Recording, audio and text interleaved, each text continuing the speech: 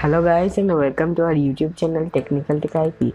So guys, today in this video we are going to tell you how you can install Google Camera on your ASUS Zenphone Max Pro M1 without rooting your device. So in this Google Camera you can use all the features like the video recording, taking normal photos, and you can also use the lens blur option in this Google Camera. So if you want to know how you can install the Google Camera on the ASUS Zenphone Max Pro M1, so watch this video till the end.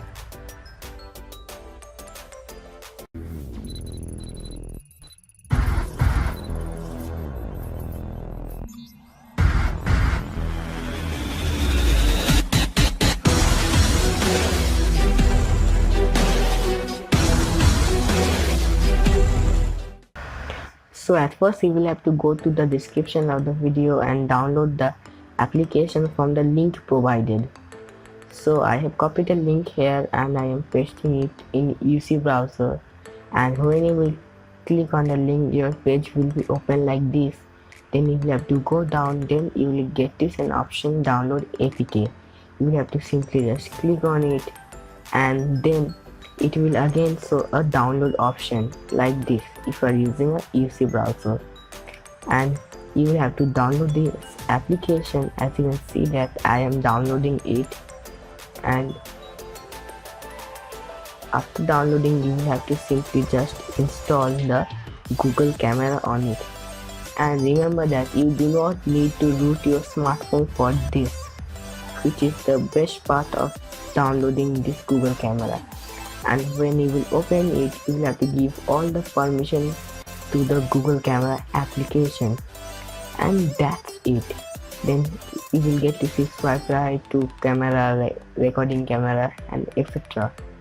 And the main thing of downloading the Google Camera is to use the lens blur mode, which you can tell the portrait mode also.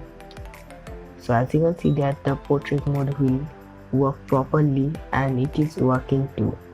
So I have clicked some pictures which you will see after few minutes or seconds. So this is the video. I hope you like the video.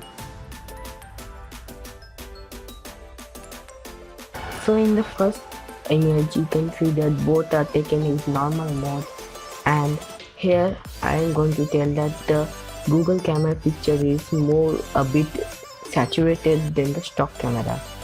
So in the HDR mode you can see that the Google Camera is capturing more brighter and better image than the stock camera. And here's the macro image.